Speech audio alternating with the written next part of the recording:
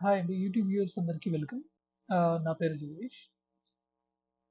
So ముందుగా మీకు skill world ఛానల్కి వెల్కమ్. ఎవరైనా ఇప్పుడు మన ఛానల్ని సబ్స్క్రైబ్ చేయకుండా ఉంటే ఇప్పటివరకు సబ్స్క్రైబ్ చేయండి. సో ఈరోజు మనం వీడియోలో ఏం చెప్పుకోబోతున్నాము అంటే why all expenses and losses are debited. అసలు ఎక్స్పెన్సెస్ లాసెస్ అన్నిటిని డెబిట్లోనే ఎందుకు వేయాలి అనే విషయాన్ని మనం ఈరోజు చెప్పుకోబోతున్నాం ఈ వీడియోలో. సో ముఖ్యంగా అసలు ఈ వీడియో చేయడానికి గల రీజన్ ఏంటి అంటే one of the our subscriber, so వాళ్ళకు ఒక డౌట్ వచ్చింది. ఆ డౌట్ ఏంటి అంటే, నమస్తే సార్, బిజినెస్లోకి వచ్చేవి డెబిట్, ఒక వ్యక్తి ఏదైనా పొందిన డెబిట్, ఈ రెండు ప్రయోజనాలు పొందేటివి. మరి ఖర్చులు నష్టాలు ఈ రెండు నష్టానికి సంబంధించిన అంశాలు ఏ రకంగా డెబిట్ చేయబడుతున్నాయి దయచేసి వివరించగలరు అని అడిగారు. అంటే తన ఉద్దేశం ఏంటి అంటే, ఏవైనా బిజినెస్లోకి వచ్చేవన్నీ డెబిట్ అని, ఏవైనా బిజినెస్ నుంచి వెళ్ళిపోయేవన్నీ క్రెడిట్ అని మనం ఇంతకుముందు ఎప్పుడో వెరీ లాంగ్ బ్యాక్ ఒక వీడియోలో చెప్పుకున్నాం, ఫస్ట్ వీడియోలో. ఆ విధంగా చూసినట్లయితే ఒక వ్యక్తి ఏదైనా పొందినా కానీ డెబిట్ అని చెప్పి, అలాగే బిజినెస్లోకి ఏవైనా వచ్చినా సరే వాటన్నిటిని డెబిట్ అని చెప్పి మనం అనుకున్నాం కదా. మరి ఇక్కడ ఖర్చు మనకు వచ్చేది కాదు కదా, మనకి ఖర్చు వల్ల వెళ్ళిపోయేది కదా, మరి ఎందుకు దాన్ని నష్టాలు కానీ ఖర్చుల్ని కానీ ఎందుకు డెబిట్లో వేయాలి, దాన్ని ఇంకొంచెం క్లియర్గా ఎక్స్ప్లెయిన్ చేయగలరా అని చెప్పి మనల్ని అడుగుతున్నారు. సో దీనికి క్లియర్ కట్ ఎక్స్ప్లెనేషన్ ఏంటి అంటే, ముందుగా ఒక ఎగ్జాంపుల్కి వెళ్ళే ముందు ఫస్ట్ మనం ఈ personal rule, real rule, nominal rule అనే వాటి గురించి మనం ఆల్రెడీ మనకందరికీ తెలిసిందే, ఈ గోల్డెన్ రూల్ ఆఫ్ అకౌంటింగ్. అయితే వీటి గురించి మళ్ళీ మనం డీటెయిల్గా చెప్పుకోకుండా వెరీ సింపుల్గా ఒక 1 minute క్లియర్గా క్లోజ్ చేసేస్తాం. అయితే ఇందులో అర్థం చేసుకోవడంలోనే ఇది అర్థమైతే ఆ నామినల్ అకౌంట్లో ఎందుకు ఎక్స్పెన్సెస్ని అలాగే లాసెస్ని డెబిట్లో వేస్తున్నాం, అలాగే ఇన్కమ్స్ని గెయిన్స్ని ఎందుకు క్రెడిట్లో వేస్తున్నాం అనేది తెలుస్తుంది. ఇక్కడ నేను మీకు నెంబరింగ్ ప్రకారం ఇచ్చాను. అంటే ఫస్ట్ది పర్సనల్ అకౌంట్ అని, సెకండ్ది రియల్ అకౌంట్ అని, థర్డ్ది నామినల్ అకౌంట్ అని చెప్పి మెన్షన్ చేశాను. ఎప్పుడైతే నేను పర్సనల్ అకౌంట్ని ఫస్ట్ అని చెప్పానో, ఫస్ట్ అంటే ఫస్ట్ ప్రయారిటీ కిందకి తీసుకోవాలి, సెకండ్ అంటే సెకండ్ ప్రయారిటీ, థర్డ్ అంటే థర్డ్ ప్రయారిటీ. అంటే ఏదైనా ఒక ట్రాన్సాక్షన్ జరిగినప్పుడు బిజినెస్లో ఫస్ట్ ఏదైతే ఈ ఫస్ట్ ప్రయారిటీ పర్సనల్ అకౌంట్స్ రిలేటెడ్లో ఉండే ఎగ్జాంపుల్స్ ఏమన్నా దాంట్లో ఇన్వాల్వ్ అయ్యాయా లేదా అనేది చూసుకోవాలి. ఒకవేళ ఇన్వాల్వ్ అయితే పర్సనల్ అకౌంట్ రూల్ని మనం అప్లై చేస్తాం. ఎందుకంటే బిజినెస్కి ఏదైనా వస్తే ఏమొచ్చింది ఏం వెళ్ళిపోయింది అనేది కాన్సెప్ట్ ప్రకారం మనం ఆలోచిస్తున్నాం. మళ్ళీ నేను అంత డీటెయిల్డ్గా వెళ్ళకుండా సింపుల్గా చెప్తాను. ఈ సింపుల్గా ఏంటి అంటే, బిజినెస్లోకి వచ్చే వాటన్నిటిని డెబిట్, వెళ్ళిపోయే వాటన్నిటిని క్రెడిట్ చేయాలని చెప్పి మనం చెప్పుకున్నాం. అలాగే బిజినెస్లోకి ఖర్చులు కూడా వస్తున్నాయి. కానీ ఖర్చులు వస్తున్నాయంటే మరి ఏం బెనిఫిట్ ఉంది ఖర్చులు వస్తున్నాయంటే? ఖర్చు అనేది మనకి ప్రత్యేకించి ఒక వస్తువు రూపంలో మనకేం కనిపించదు. అలాగే నష్టాలు కూడా ప్రత్యేకించి ఒక వస్తువు రూపంలో కనిపించదు. అదే పర్సనల్ అకౌంట్లో అయితే సంథింగ్ బిజినెస్లోకి ఎవరైతే ఇస్తున్నారో, ఎవరైతే తీసుకుంటున్నారో వాళ్ళ పేరుని రాస్తాం, ఎవరైతే ఇస్తున్నారో వాళ్ళ పేరుని కూడా నోట్ చేసుకుంటాం. అదే రియల్ అకౌంట్ ప్రకారం అయితే బిజినెస్లోకి ఏదైతే వస్తుందో ఆ వస్తువుని డెబిట్లో రాసుకుంటాం. బిజినెస్లో నుంచి ఏదైతే ప్రత్యేకించి కనపడే రూపంలో వెళ్ళిపోతుందో దాన్ని మనం క్రెడిట్లో రాస్తాం. కానీ నామినల్ అకౌంట్లో మనకి ఏది వస్తుంది ఏది వెళ్ళిపోతుందని కనిపించదు, కానీ అది ఫీల్ అవుతాం, అది తెలుస్తుంది కూడా. ఎగ్జాంపుల్కి మనం ఎక్స్పెన్సెస్ అండ్ లాసెస్ అని చెప్పి చెప్పుకుంటున్నాం. ఇప్పుడు మనం సింపుల్గా ఒక ఎగ్జాంపుల్ చెప్పుకుందాం. ఫర్ ఎగ్జాంపుల్ ఏంటి అంటే, ఒక ఆఫీస్ బిల్డింగ్ ఉంది. ఆ ఆఫీస్ బిల్డింగ్ కోసం మనం రెంట్ పే చేయాలి. ఆ రెంట్ ఫర్ ఎగ్జాంపుల్ ఓనర్ అనే అతని పేరు మిస్టర్ రవి అని అనుకుందాం. సో మిస్టర్ రవికి ఏం చేయాలంటే మనం ఆఫీస్ రెంట్ అనేది, ఆ బిల్డింగ్ రెంట్ అనేది పే చేయాలి. సో బిల్డింగ్ రెంట్ మనం ఎవరికైతే పే చేస్తున్నామో, అంటే ఇక్కడ ఏం జరుగుతుందంటే ఫస్ట్ బిల్డింగ్ రెంట్ పే చేయలేదు, చేయాలి అని అనుకుంది. చేయాలి అని అనుకున్నప్పుడు ఎవరికి పే చేయాలి? ఒక వ్యక్తికి పే చేయాలి. అంటే పే చేయాలి అంటే ఫస్ట్ మనం ఒక వ్యక్తికి రుణపడి ఉన్నాం. ఫస్ట్ మనం ఒక వ్యక్తికి అప్పు పడ్డాము, బాకీ పడ్డామా అనే విషయాన్ని మనం క్లియర్ కట్గా నోట్ చేసుకోవాలి. ఫస్ట్ ట్రాన్సాక్షన్ అది ఉంది. అంటే ఏదైతే ఇప్పుడు మనం బిల్డింగ్కి సంబంధించిన రెంట్ పే చేయాలి అని అన్నానో, ఆ పే చేయాల్సిన విషయాన్ని కనుక విడదీసి క్లియర్గా చూసినట్లయితే పే చేయాలి. ఎందుకు పే చేయాలి? పే చేయాలి. ఎవరికి పే చేయాలి? ఓనర్కి పే చేయాలి, ఒక వ్యక్తికి పే చేయాలి. ఏం పే చేస్తాం? రెంట్ పే చేస్తాం. రెంట్ పే చేయడం వల్ల ఏం వెళ్ళిపోతుంది? క్యాష్ అనేది వెళ్ళిపోతుంది. సో ఇక్కడ 3 అంశాలు ఉన్నాయి మనకి. 3 పాయింట్స్ ఉన్నాయి. అదేంటి అంటే ఫస్ట్ వన్, ఒక వ్యక్తికి పే చేయాలి.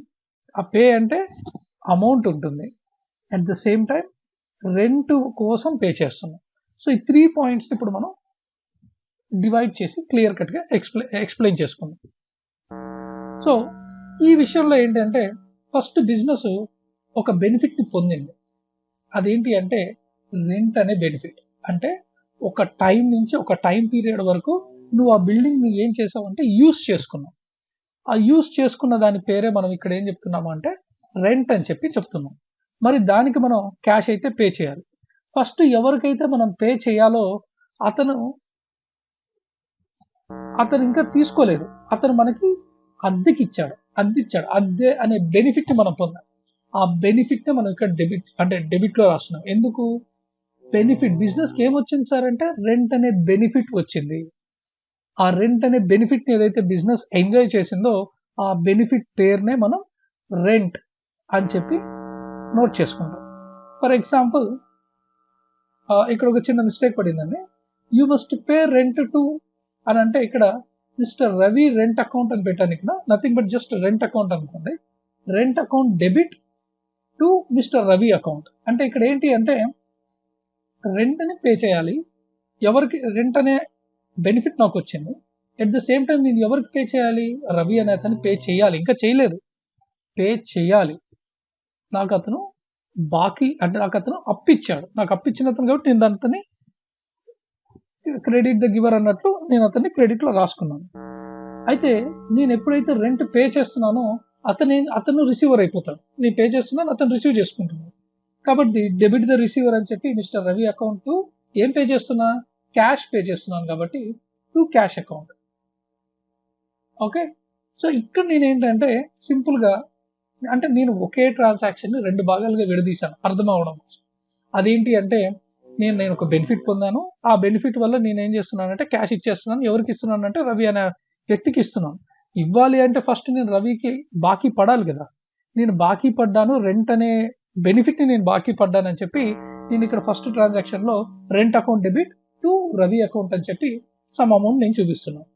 అట్ ద సేమ్ టైం నేను పే చేసేసిన తర్వాత రవి అనే అతను రిసీవర్ అయిపోతున్నాడు. నా దగ్గర నుంచి క్యాష్ వెళ్ళిపోతుంది కాబట్టి టు క్యాష్ అకౌంట్ అని చెప్పి క్రెడిట్లో అమౌంట్ అదే క్యాష్ అని చెప్పి వేశాను. ఎందుకంటే debit all comes in, credit all goes out అని చెప్పి దాని ప్రకారం వెళ్ళిపోయింది. ఇప్పుడు ఎవరైతే రిసీవ్ చేసుకోవాలో అతను రిసీవ్ చేసేసుకున్నాడు కదా. అతను ఎవరు? రవి. నేను ఈ 2 ట్రాన్సాక్షన్స్ని కలిపి అంటే ఈ 2 ఎంట్రీస్ని కలిపి నేను ఒక నెట్ ఎంట్రీ సింపుల్గా ఏం చేస్తున్నాను? టు రవి అకౌంట్, క్రెడిట్లో ఉండే రవి అకౌంట్ని, డెబిట్లో ఉండే రవి అకౌంట్ని అంటే ప్లస్ అండ్ మైనస్ ఫిగర్స్ని సింపుల్గా నేను క్యాన్సిల్ చేసేస్తే నాకు వచ్చే నెట్ ఎంట్రీ ఏమవుతుంది అంటే rent account debit to cash account. ఇక్కడ నథింగ్ బట్ సింపుల్గా ఏంటి అంటే నువ్వు ఒక బెనిఫిట్ని పొందావు. నీ బిజినెస్కి ఏమొచ్చింది? బెనిఫిట్ వచ్చింది. ఆ బెనిఫిట్ వచ్చింది కాబట్టి దాన్ని మనం రెంట్ అనే పేరుతోటి రాస్తున్నాం. సార్ మరి లాసెస్ వస్తే కూడా ఎందుకు డెబిట్ చేయాలి అంటే ఇంకా సింపుల్గా చెప్పాలి అంటే లాస్ నీకు వచ్చింది ఏంటి? నష్టం. ఆ నష్టాన్ని దేంట్లో నుంచి పూడ్చాలి? ఉండే ప్రాఫిట్ నుంచి పూడ్చాలి.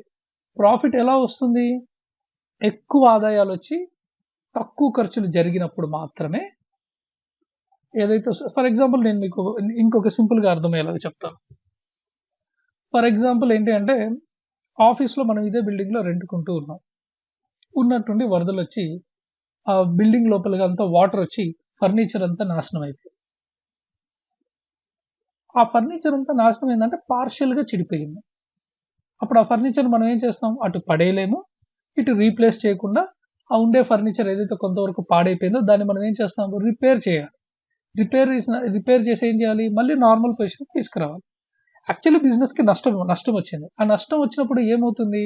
ఆ నష్టాన్ని పూడ్చుకునేందుకు డబ్బుల్ని మనం ఖర్చు చేస్తాం. ఆ నష్టాన్ని భరించి మళ్ళీ ఆ నష్టాల నుంచి బయటపడడానికి డబ్బుల్ని ఖర్చు చేస్తాం. మళ్ళీ ఆ నష్టాల వల్ల ఎప్పుడూ కూడా మళ్ళీ ఖర్చే అవుతుంది. కాబట్టి నష్టాన్ని కూడా ఖర్చుతో సమానంగానే ట్రీట్ చేస్తాం. దానివల్ల డబ్బు వెళ్ళిపోతుంది కాబట్టి క్యాష్ వాట్ గోస్ అవుట్, ఇంకా ఏదైతే వచ్చిందో అది నీకు బెనిఫిట్ కాకపోయినా నీకు లాస్ కాబట్టి లాస్ని కంపల్సరీ నువ్వేం చేస్తావంటే నీ బిజినెస్కి లాస్ వచ్చింది, నష్టం వచ్చింది, అందుకని నష్టాలని కూడా మనం ఏం చేస్తామంటే డెబిట్లో రికార్డ్ చేస్తాం. ఓకే, సో ఎవరైతే మన సబ్స్క్రైబర్ ఇలాంటి క్వశ్చన్ అడిగాడో ఆయనకు ఆ వ్యక్తి కోసం, అలాగే ఎవరైనా మన సబ్స్క్రైబర్స్ కానీ లేదా ఎవరైతే ఈ వీడియో చూస్తున్నారో వాళ్ళకి ఎక్కడైనా చిన్న డౌట్ ఉంటే క్లియర్ చేయడం కోసం ఈ చిన్న వీడియోని చేయడం జరిగింది. ఓకే, ఇంకా ఏదైనా మీకు డౌట్స్ ఉంటే కమెంట్ చేయండి, నేను అక్కడ రిప్లై ఇవ్వడం జరుగుతుంది. ఓకే, సో ఇంకా మీకు ఏదైనా డౌట్ ఉంటే మన ఛానల్ని ఫస్ట్ సబ్స్క్రైబ్ చేయండి, లైక్ చేయండి ఈ వీడియోని కూడా, అలాగే మీ ఫ్రెండ్స్ అందరికీ కూడా షేర్ చేయండి. మీ డౌట్స్ అన్నిటినీ కూడా కమెంట్ రూపంలో పెట్టండి, దానికి నేను ప్రాంప్ట్గా రెస్పాన్సెస్ ఇవ్వడం జరుగుతుంది. Okay, thank you.